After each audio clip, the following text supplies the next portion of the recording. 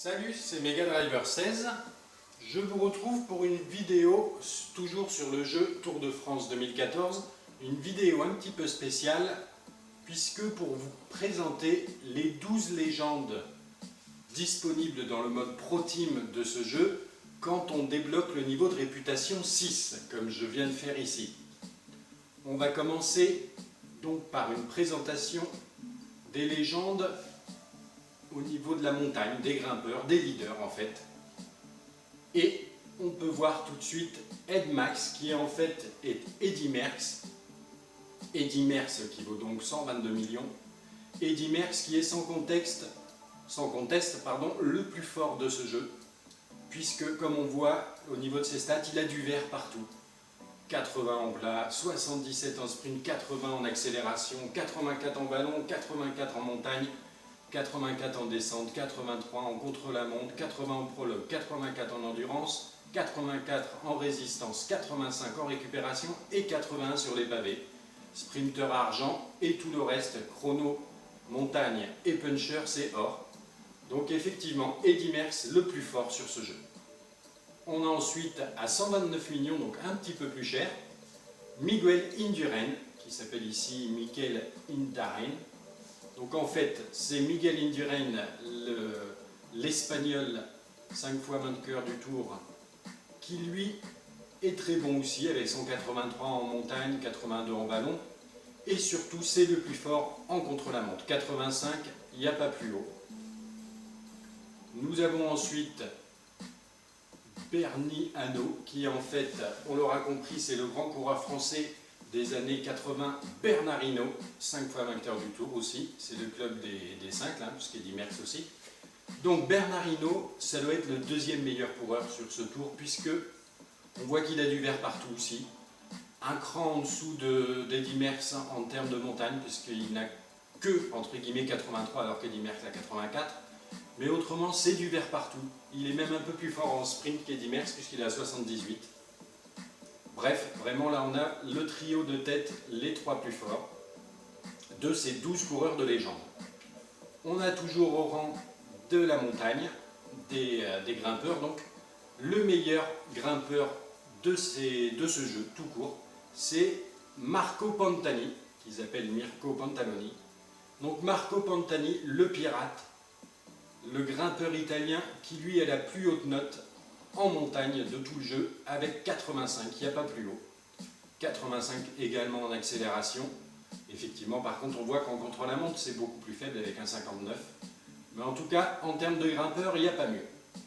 Et enfin, cinquième et dernier coureur de légende dans cette catégorie grimpeur, Richard Virenque, notre grimpeur français, Roger Virenque dans le jeu. Et ce Richard Virenque, lui, il a 84 en montagne, donc la deuxième meilleure note, hein, la même note qu'Eddy Merckx, et un cran en dessus, un point en dessous de Marco Pantani, en tout cas, un énorme grimpeur. Il faut bien admettre que tous ces coureurs de légende sont bien cheatés par rapport à leur véritable niveau. En tout cas, c'est mon avis. Quand on compare à des Froome qui n'a que 82 hein, en montagne, entre guillemets, et Virenque 84, bon, ok. En tout cas, revenons sur Richard Virenque au niveau des coureurs de légende. Très très bon grimpeur, comme on peut voir. Très bon en ballon aussi, en accélération. C'est une médaille d'or, effectivement, en montagne et un puncher argent. Au niveau des sprinters, on retrouve deux coureurs de légende. Deux coureurs de légende, l'Allemand en premier, Erik Zabel, qui a remporté plusieurs fois le maillot vert sur le Tour. Très très bon sprinter qui s'appelle Erin Zebal dans le jeu. Il a 84 en sprint, 85 en accélération. Donc ce n'est pas le plus fort en sprint. Il a 84, si on regarde Kittel, il a 83. Donc il est quand même plus fort à ce niveau-là. Cavendish a quoi 82, Greipel 82, Sagan 80, bon ok. En tout cas, 84 en sprint, 85 en accélération pour l'Allemand Erik Zabel. Mais en plus d'être un énorme sprinter, puisqu'il est sprinter or bien évidemment, il est aussi puncher argent, puncher bronze, puisqu'on peut voir en vallon il a 75. C'est quand même énorme pour un sprinter, donc ce n'est pas qu'un pur sprinter, en plat il a 75. Il est également puncher. coureur très intéressant. Et la deuxième légende au niveau du sprint, c'est Cipollini, l'Italien, le fantasque sprinter italien, qu'ils appellent ici Marco Capoligno. Ok, Mario Cipollini. Mario Cipollini, c'est lui qui a la meilleure note en sprint, 85.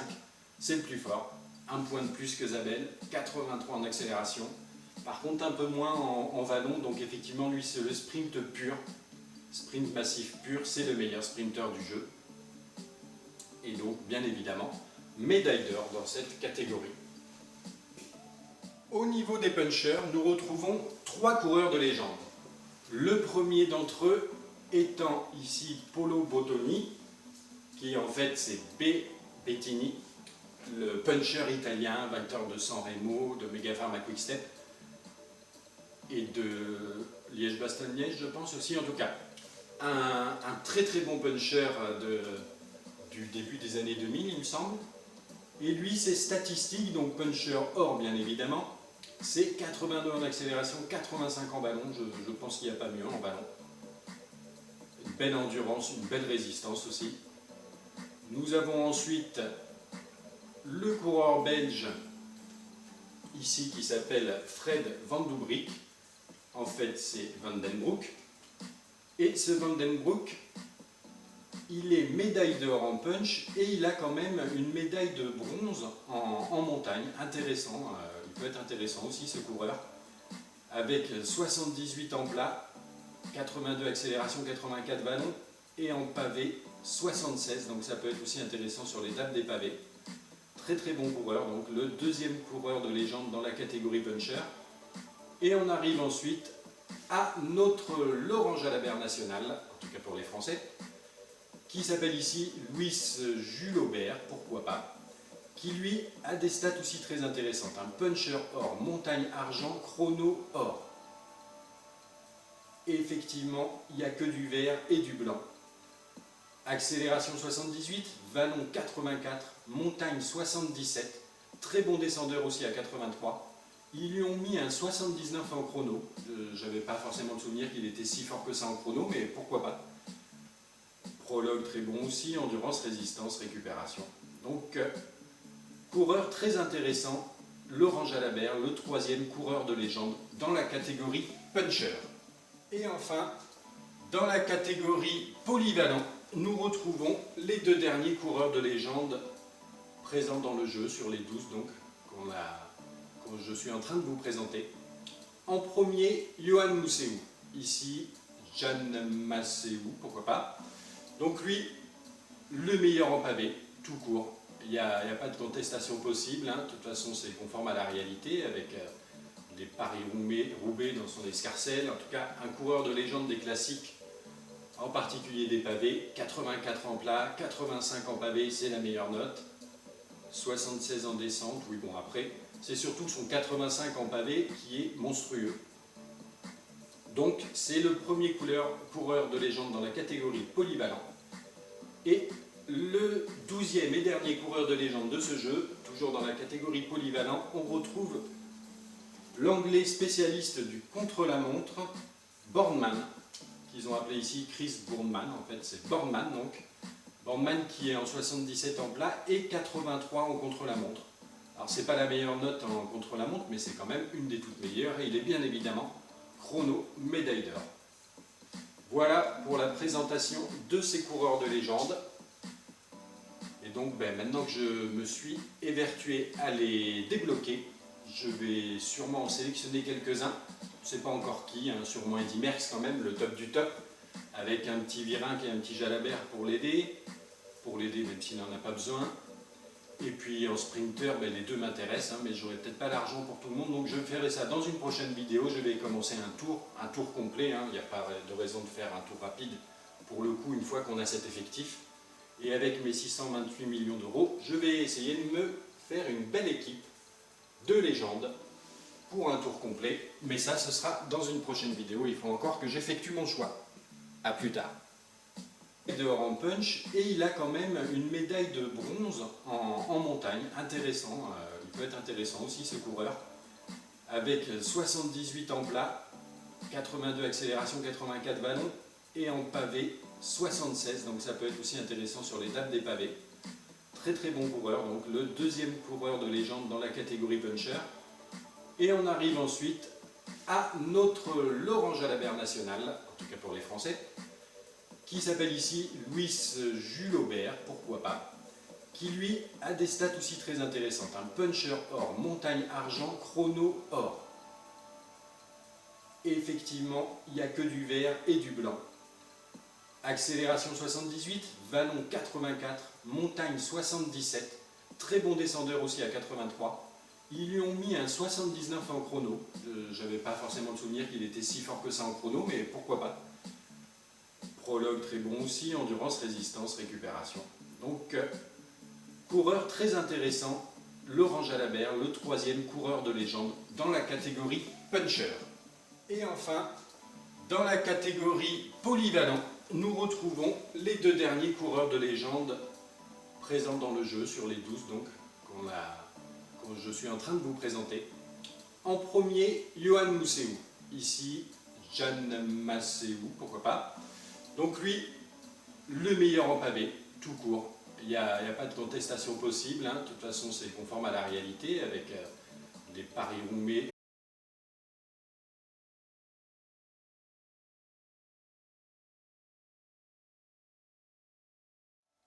Salut, c'est Mega Driver 16. Je vous retrouve pour une vidéo toujours sur le jeu Tour de France 2014. Une vidéo un petit peu spéciale puisque pour vous présenter les 12 légendes disponibles dans le mode Pro Team de ce jeu quand on débloque le niveau de réputation 6, comme je viens de faire ici. On va commencer donc par une présentation des légendes au niveau de la montagne, des grimpeurs, des leaders en fait. Et on peut voir tout de suite Ed Max qui en fait est Eddy Merckx. Eddy Merckx qui vaut donc 122 millions. Eddy Merckx qui est sans conteste, le plus fort de ce jeu. Puisque comme on voit au niveau de ses stats, il a du vert partout. 80 en plat, 77 en sprint, 80 en accélération, 84 en ballon, 84 en montagne, 84 en descente, 83 en contre-la-montre, 80 en prologue, 84 en endurance, 84 en résistance, 85 en récupération et 81 sur les pavés. Sprinter argent et tout le reste, chrono, montagne et puncher, c'est or. Donc effectivement, Eddy Merckx le plus fort sur ce jeu. On a ensuite à 129 millions, donc un petit peu plus cher, Miguel Indurain, qui s'appelle ici Mikel Indurain. Donc en fait, c'est Miguel Indurain, l'Espagnol, 5 fois vainqueur du Tour, qui lui est très bon aussi, avec 183 en montagne, 82 en ballon, et surtout c'est le plus fort en contre-la-montre. 85, il n'y a pas plus haut. Nous avons ensuite Bernie Hanno, qui en fait, on l'aura compris, c'est le grand coureur français des années 80, Bernard Hinault, 5 fois vainqueur du Tour aussi, c'est le club des 5, là, puisqu'Eddy Merckx aussi. Donc Bernard Hinault, ça doit être le deuxième meilleur coureur sur ce tour, puisque on voit qu'il a du vert partout aussi. Un cran en dessous d'Eddy Merckx en termes de montagne, puisqu'il n'a que, entre guillemets, 83, alors qu'Eddy Merckx a 84. Mais autrement, c'est du vert partout. Il est même un peu plus fort en sprint qu'Eddy Merckx, puisqu'il est à 78. Bref, vraiment là on a le trio de tête, les trois plus forts, de ces 12 coureurs de légende. On a toujours au rang de la montagne, des grimpeurs, donc le meilleur grimpeur de ce jeu, tout court, c'est Marco Pantani, qu'ils appellent Mirko Pantaloni. Donc Marco Pantani, le pirate, le grimpeur italien qui lui a la plus haute note en montagne de tout le jeu avec 85, il n'y a pas plus haut. 85 également en accélération. Effectivement, par contre, on voit qu'en contre-la-montre, c'est beaucoup plus faible avec un 59. Mais en tout cas, en termes de grimpeur, il n'y a pas mieux.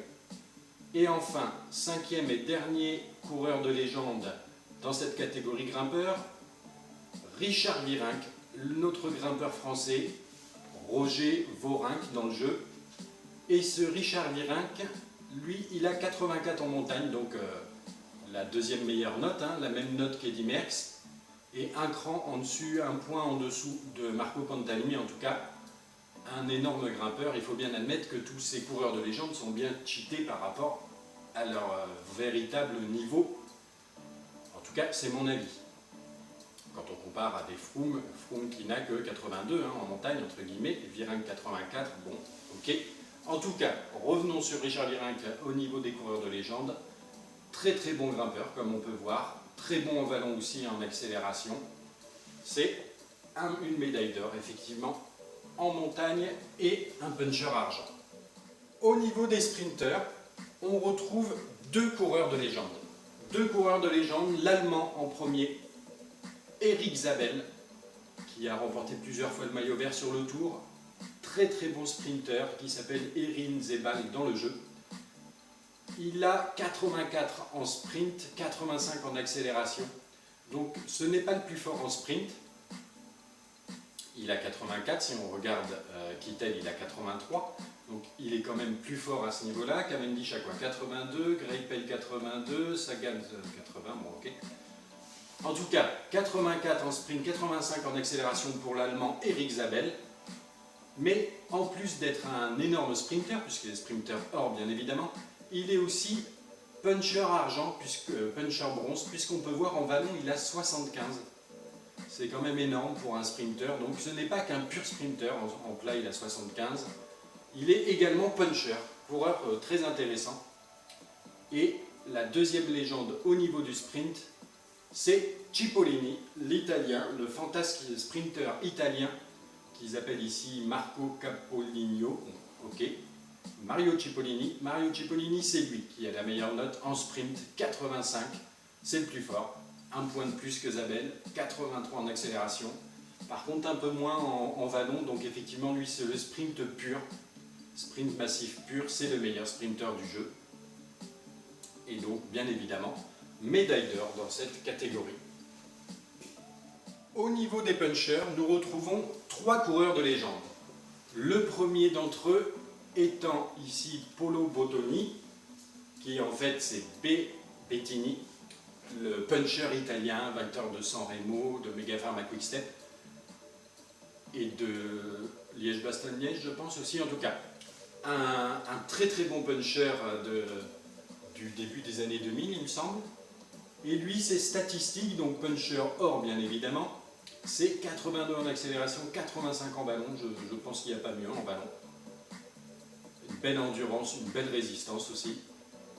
Nous avons ensuite le coureur belge, ici, qui s'appelle Fred Van Dubrik.